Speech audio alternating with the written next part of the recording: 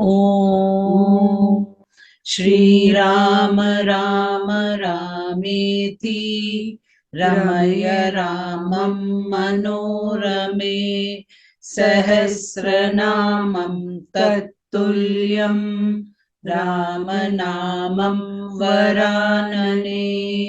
ॐ आपदामपहर्तारं दातारं सर्वसम्पदां लोकाभिरामं श्रीरामं भूयो भूयो नमाम्यहम्। Namaskar. Today we read chapter 70, which has 45 verses. Janaka sends for his younger brother Kushdwaja from Sankyasha. Where invited by him, Dasharatha meets Janaka at the latter's palace. At the insistence of Dasharatha, Vashishta glorifies the race of Ikshavaku. आज हम बालकांड के सप्ततितमः सर्ग का पठन पाठन एवं श्रवण करेंगे। इसमें 45 श्लोक हैं। इस अध्याय में राजा जनक ने अपने भाई कुशध्वज को सांकाशिया नगरी से बुलवाया। राजा दशरथ के अनुरोध से वशिष्ठ जी का सूर्यवंश का परिचय देते हुए श्री राम और लक्ष्मण के लिए सीता तथा उर्मिला को वरण करने का वर्णन किया गया है। ततः प्रभाते जनकः कृतकर्मा महर्षिभिः उवाच वाक्यं वाक्यज्ञः शतानंदम पुरोहितम।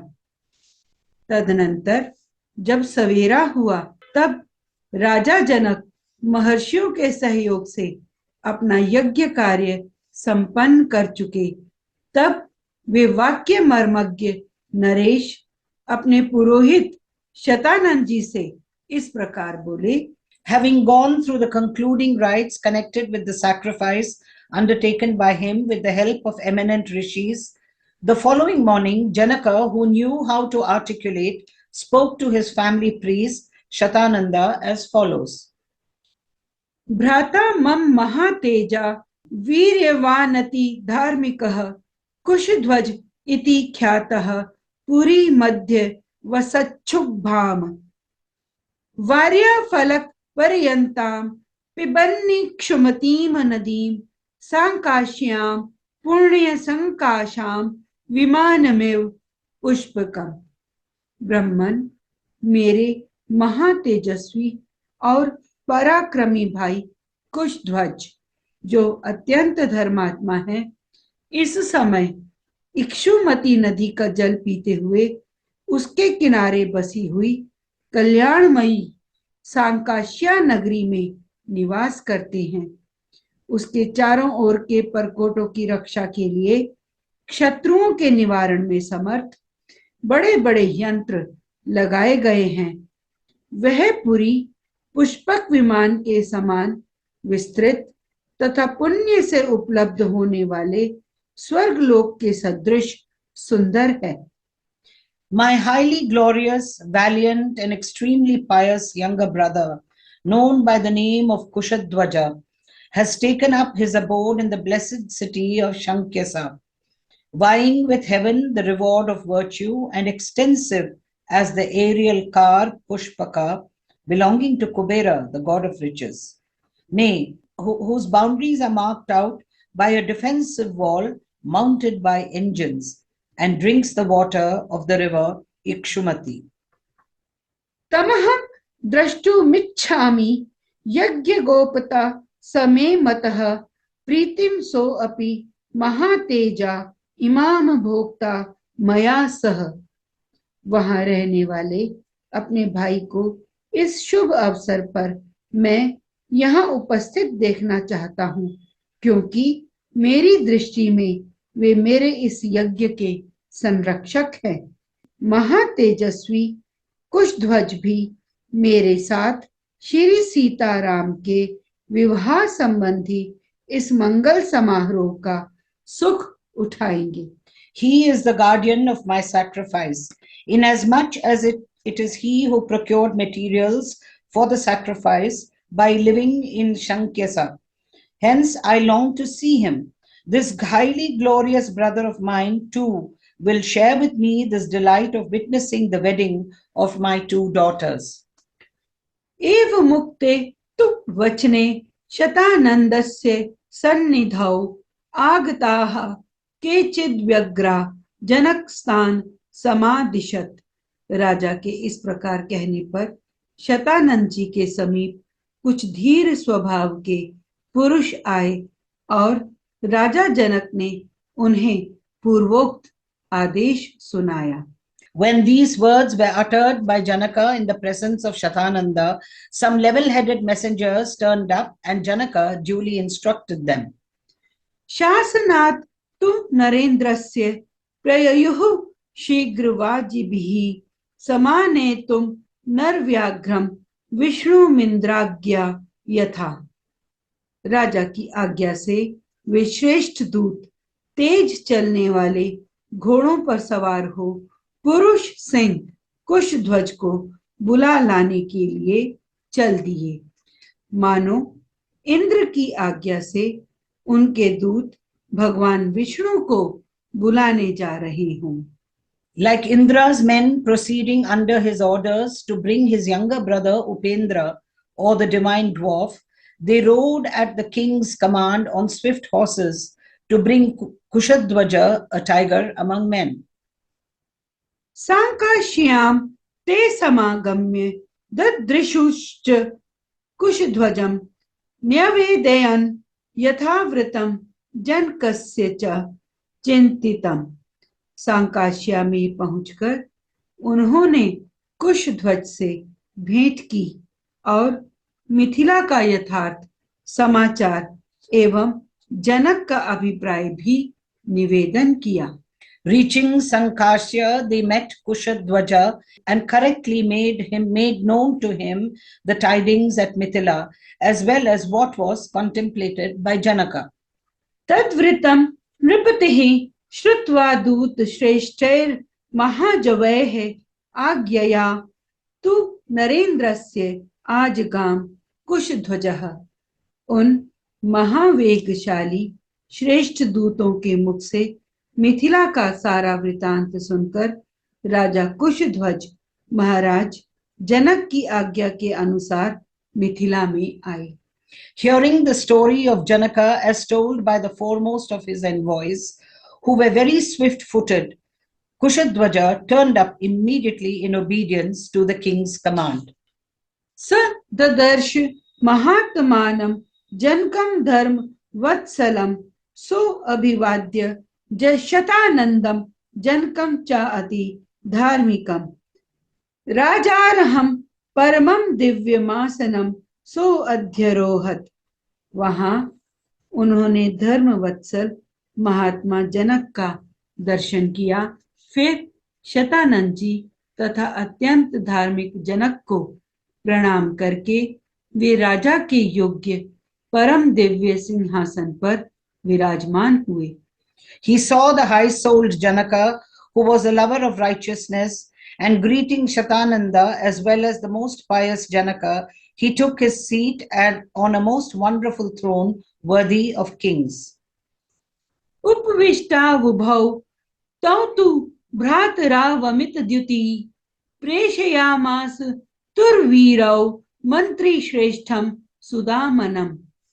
गच्छ मंत्री पते शीघ्र मिक्ष्वाकु ममित प्रभम आत्मजय है सह दुर्धर्ष मान्यस्व समिंत्रणम।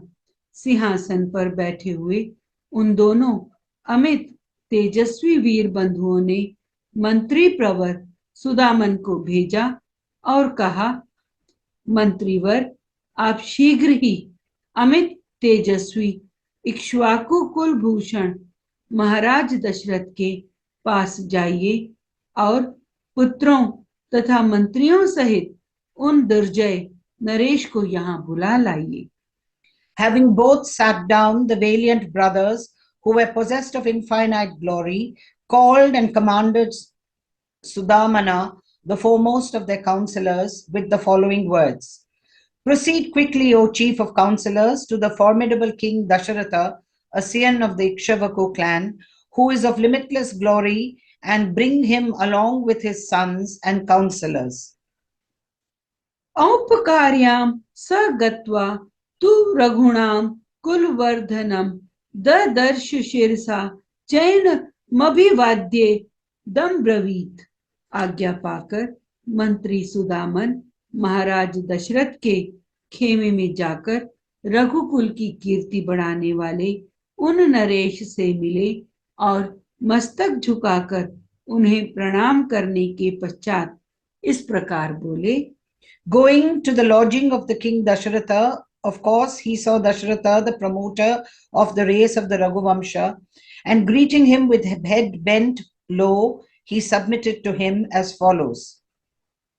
अयोध्याधिपते वीर वैदेहो मिथिलाधिपः स त्वां द्रष्टुं व्यवसितः सोपाध्याय पुरोहितम्। वीर अयोध्या नरेश मिथिलापति विदेहराज जनक इस समय उपाध्याय और पुरोहित सहित आपका दर्शन करना चाहते हैं। The celebrated king Janaka, belonging to the line of the Videha clan and the ruler of Mithila, O heroic king of Ayodhya, is eager to see you along with your preceptor and family priest. मंत्री श्रेष्ठ वचः श्रुत्वा राजा सर्षि गणस्ततः सबंधुर्गमत तत्र जनको यत्र वर्तते। मंत्रीवर सुदामन की बात सुनकर राजा दशरथ ऋषियों और बंधु बांधवों के साथ उस स्थान पर गए जहां राजा जनक विद्यमान थे। Hearing the submission of Sudamana, the chief of the counselors of Janaka, the king Dasharatha, accompanied by a multitude of sages as well as by his relations, called where Janaka was. राजा च मंत्री सहितः सोपाध्यायः सबान्धवः वाक्यं वाक्यविदां श्रेष्ठो वैदेहमिदं ब्रवीत। मंत्री उपाध्याय और भाई बंधुओं सहित राजा दशरथ, जो बोलने की कला जानने वाले विद्वानों में श्रेष्ठ थे, विदेहराज जनक से इस प्रकार बोले। Taking his seat along with his counselors, preceptors, and relations, Dasharatha, the foremost of those who knows how to speak, spoke to Janaka, who belongs to the line of the Vaidehi clan, as follows. विदितं ते महाराज इक्ष्वाकु कुल दैवतम वक्ता सर्वेषु कृत्येषु वसिष्ठो भगवान ऋषि। महाराज, आपको तो विदित ही होगा कि इक्ष्वाकु कुल के देवता ये महर्षि वशिष्ठ जी हैं। हमारे यहाँ सभी कार्यों में ये भगवान वशिष्ठ मुनि ही कर्तव्य का उपदेश करते हैं और इन्हीं की आज्ञा का पालन किया जाता है।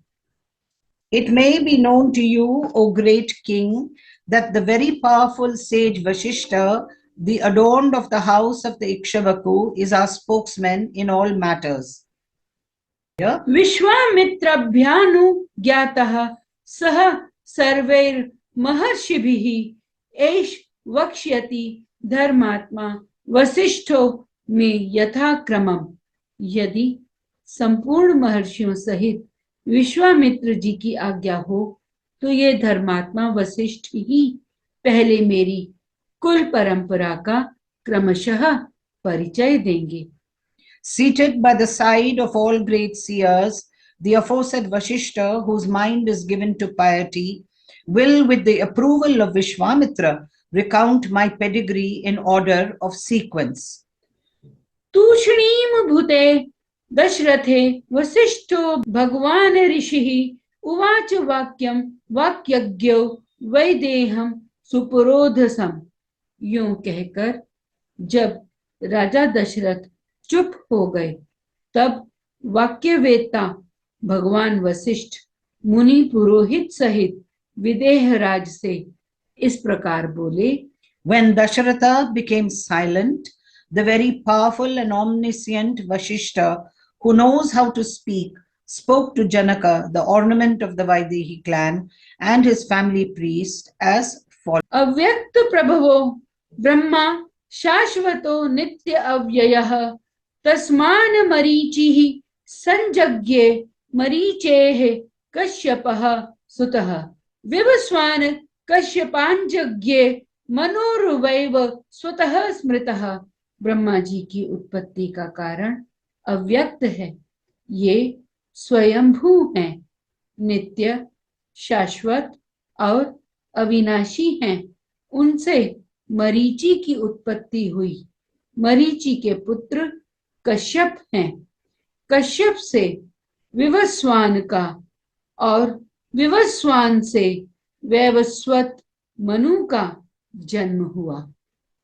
Born of the unmanifest Prakrit Brahma, the creator of the universe, who is immortal, eternal, in the sense that he lives to an age of 2 parardhas or 31 lakhs 10,400 crore human years and is free from decay. To him was born sage Marichi. Marichi's son was sage Kashyapa. Vivaswan, the sun god, was born to Kashyapa, and Vivaswan's son was known as Manu. मनुः प्रजापतिः पूर्वमिक्ष्वाकुश्च मनोः सुतः तम इक्ष्वाकुमयो ध्यायां राजानम विद्धि पूर्वकम। मनु पहले प्रजापति थे, उनसे इक्ष्वाकु नामक पुत्र हुआ। उन इक्ष्वाकु को ही आप अयोध्या के प्रथम राजा समझें। Manu was a Prajapati, a lord of created beings in the past, and Ikshvaku was the son of Manu. Know the aforesaid Ikshvaku to have been the very first ruler of Ayodhya. इक्ष्वाकोस्तु सुतः श्रीमान कुक्षेरित्येव विश्रुतः कुक्षेरथात्मजः श्रीमान विकुक्षी रुद्रपद्यत। इक्ष्वाकु के पुत्र का नाम कुक्षी था। वे बड़े तेजस्वी थे। कुक्षी से विकुक्षी नामक कांतिमान पुत्र का जन्म हुआ। विकुक्षेस्तु महातेजा बाणः पुत्रः प्रतापवान बाणस्य तु महातेजा अनरण्यः प्रतापवान। विकुक्षी के पुत्र महातेजस्वी और प्रतापी बाण हुए। बाण के पुत्र का नाम अनरण्य था। वे भी बड़े तेजस्वी और प्रतापी थे। Nay, Ikshvaku's glorious son was widely known by the name of Kukshi, and the illustrious Vikukshi was born as a son of Kukshi. The highly glorious and mighty Bana again was the son of Vikukshi, and even so, Anaranya was the highly glorious and mighty son of Bana.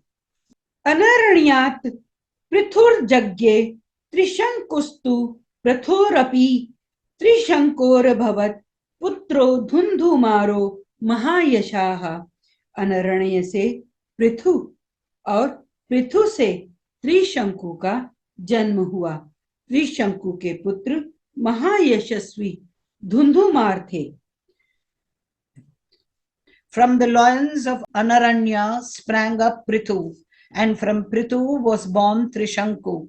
The highly illustrious Dundumara was the son of Trishanku. धुंधुमारान महातेजा युवनाश्वो महारथः युवनाश्व सुताश्ची युवनाश्व सुत च आसीन मानधाता पृथ्वीपतिः। धुंधुमार से महातेजस्वी महारथी युवनाश्व का जन्म हुआ। युवनाश्व के पुत्र मानधाता हुए, जो समस्त भूमंडल के स्वामी थे। From Dhundumara sprang up the highly glorious Yuvanashva, a great car warrior, and King Mandadatta was the son of Yuvanasva. Mandhata तुस्तु सुतः श्रीमान सुसंधि रुद्पद्यत सुसन्धेरपि पुत्रौ द्वौ ध्रुव संधि प्रसेनजित। मानधाता से सुसंधि नामक कांतिमान पुत्र का जन्म हुआ। सुसंधि के भी दो पुत्र हुए, ध्रुव संधि और Prasenjit. The glorious Susandhi again was born as a son to Mamdhata, while Dhruva Sandhi and Prasenjit were the two sons of Susandhi. यशस्वी ध्रुव संधेस्तु भरतो नाम नामतः भरतात तु महातेजा असितो नाम जायत। ध्रुव संधि से भरत नामक यशस्वी पुत्र का जन्म हुआ। भरत से महातेजस्वी असित की उत्पत्ति हुई। The illustrious son of Dhruva Sandhi, again, as is well known, was Bharata by the name. And from Bharata sprang up a highly glorious son, Ashita by name, against whom the Hihanyas, Talangas, and the valiant Sasabindus, these rival princes, stood as enemies. यस्यैते प्रतिराजान उत्पद्यन्त शत्रवः हैहयास्ता लज्जांगश्च सुशूराश्च शशबिन्दवः। राजा असित के साथ हैहय, तालजंघ और शशबिंदु, इन तीन राजवंशों के लोग शत्रुता रखने लगे थे। त्रांश स प्रति युद्धयन वै युद्धे राजा प्रवासितः हिमवंतमु पागम्य भार्याभ्याम सहित स्तदा। युद्ध में इन तीनों शत्रुओं का सामना करते हुए राजा असित प्रवासी हो गए। वे अपनी दो रानियों के साथ हिमालय पर आकर रहने लगे। While confronting them in battle, of course, the said king was routed and banished from his kingdom by the enemy who usurped his throne. Retiring to the Himalayas along with his two consorts, then King Ashita, who had a small force left with him, met his death, a necessary adjunct of the time. असितो अल्प बलो राजा काल धर्म मुपेयीवान द्वै चास्य भार्ये गर्भिण्यो बभूव तुरति श्रुति ही। राजा असित के पास बहुत थोड़ी सेना शेष रह गई थी। वे हिमालय पर ही मृत्यु को प्राप्त हो गए।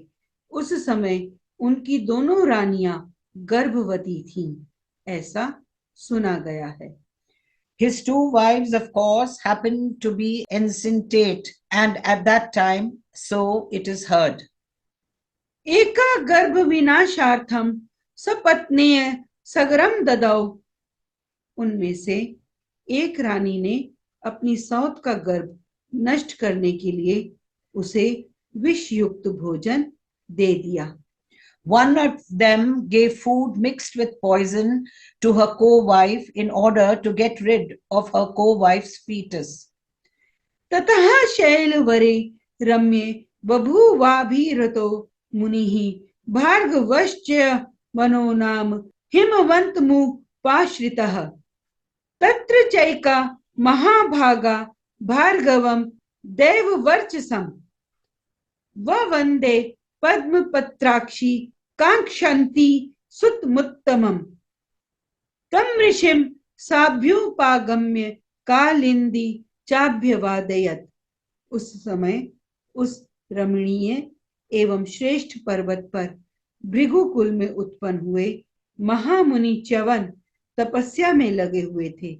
हिमालय पर ही उनका आश्रम था। उन दोनों रानियों में से एक, जिसे जहर दिया गया था, कालिंदी नाम से प्रसिद्ध थी।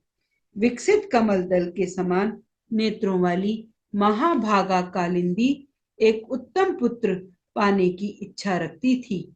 उसने देवतुल्य तेजस्वी भृगुनंदन च्यवन के पास जाकर उन्हें प्रणाम किया।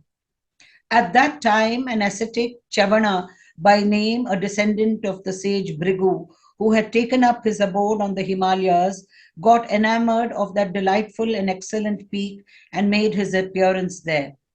Desirous of bearing an excellent son, one of those two widows, the highly blessed Kalindi, who had been given poison, with food by her own co-wife and who had eyes big as petals of a lotus, saluted Chavana, a scion of Brigu, who possessed the splendor of a god.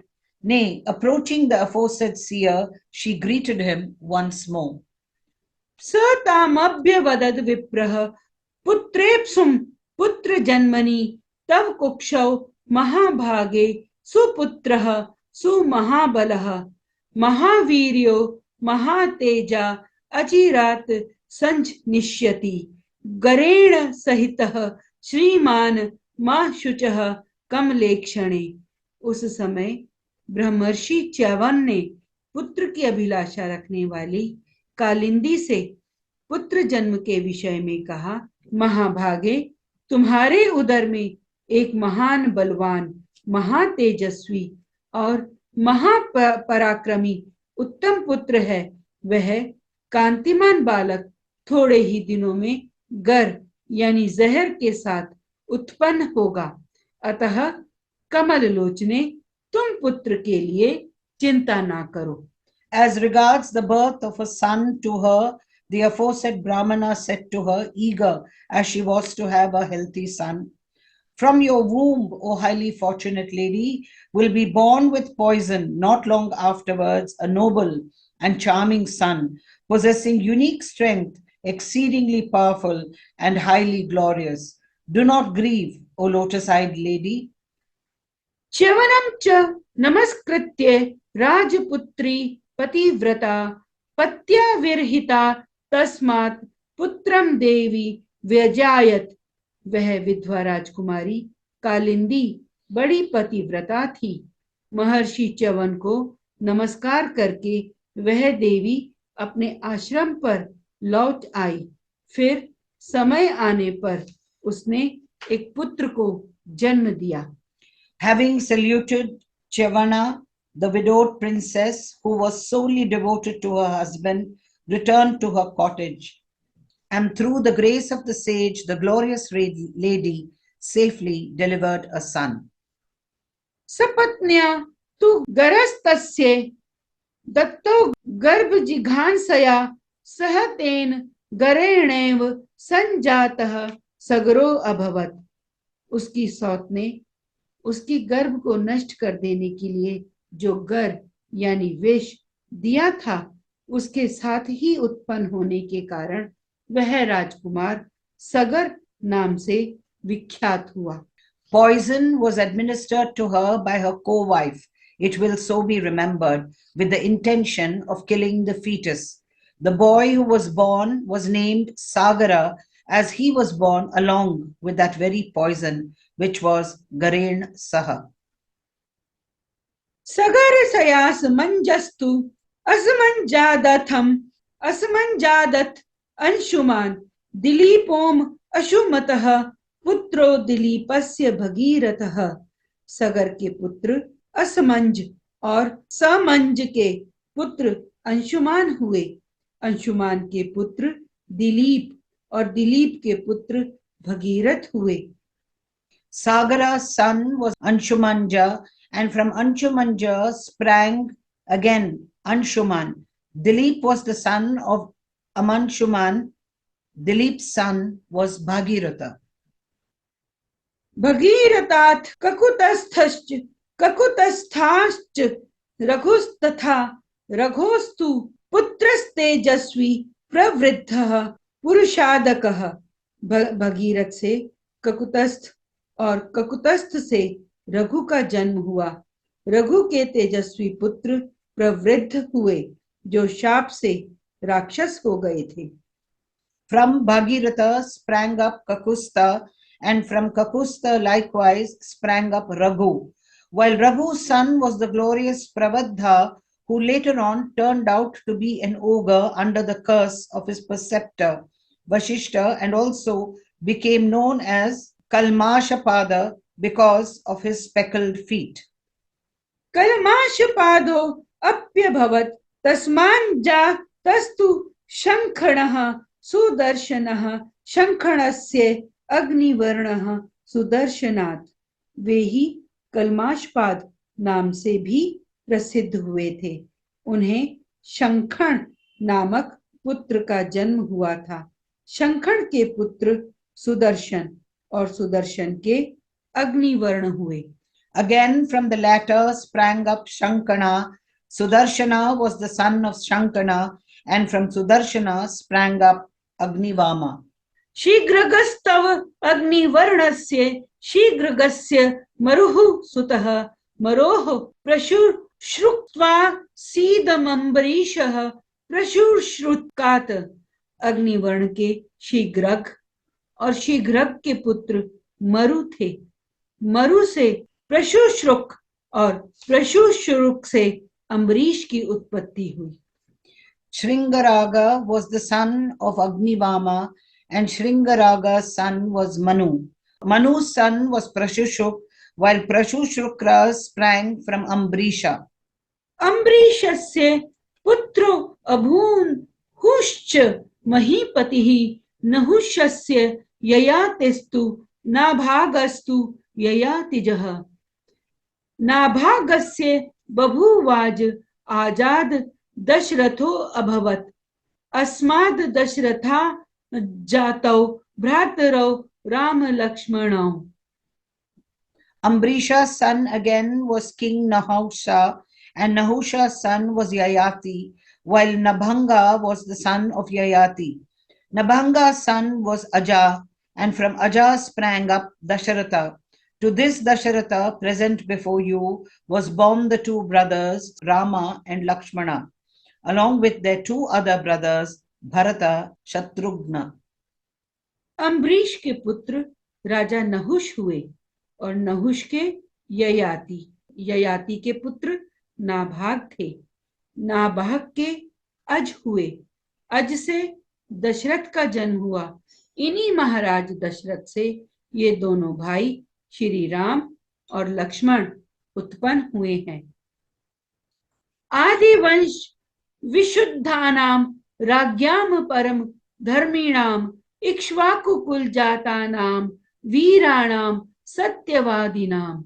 इक्ष्वाकुकुल में उत्पन्न हुए राजाओं का वंश आदिकाल से ही शुद्ध रहा है। ये सब के सब परम धर्मात्मा, वीर और सत्यवादी होते आए हैं। On behalf of King Dasharatha, as his family priest, I ensue for your two daughters, to O protector of men, for the sake of Sri Rama and Lakshmana, belonging as they do to the line of exceedingly pious, valiant and truthful monarchs born in the race of Ikshvaku, and are absolutely pure of descent from the very beginning. Ram Lakshman योररथे त्वत्सुते Varye नृपः सदृशाभ्याम नरश्रेष्ठ सदृशे दातुम रहसी। नरश्रेष्ठ नरेश्वर इसी इक्ष्वाकु कुल में उत्पन्न हुए श्री राम और लक्ष्मण के लिए मैं आपकी दो कन्याओं का वरण करता हूँ। ये आपकी कन्याओं के योग्य हैं और आपकी कन्याएं इनके योग्य, अतः आप इन्हें कन्यादान करें।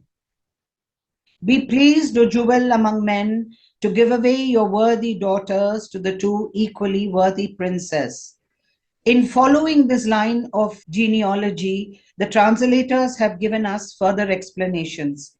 We read elsewhere how Pravada, when he turned into an ogre by the curse of Vashishta, took water in the palm of his hand in readiness to pronounce a counter curse on his preceptor, but was deterred by his wife, who threw the water on one of his feet, which got speckled at that very moment. Then King Nausha and Yayati mentioned here are different from the kings of the same name belonging to the Luna dynasty and figuring in the Mahabharata and elsewhere. Finally, the order in which the names occur here are different from that followed in some of the other Puranas. The difference can, however, be reconciled by the fact that the accounts in the Puranas and in here relate to different kalpas or cycles. इत्यार्षे श्रीमद् रामायणे वाल्मीकीये आदि काव्ये बालकांडे सप्ततितमः सर्गः। इस प्रकार श्री वाल्मीकि निर्मित आर्ष रामायण आदि काव्य के बालकांड में 70वां सर्ग पूरा हुआ। Thus ends Canto 70 in the Balakanda of the glorious Ramayana of Valmiki, the work of a rishi and the oldest epic. Om Shri Rama Rama Rameti Ramaya Ramam Manorame Sahasranamam Tattulyam Ramanamam Varanane. Om Apadamapahartaram Dataram Sarvasampadam Lokabhiramam Shri Ramam Bhuyo Bhuyo Namamyam. धन्यवाद। धन्यवाद।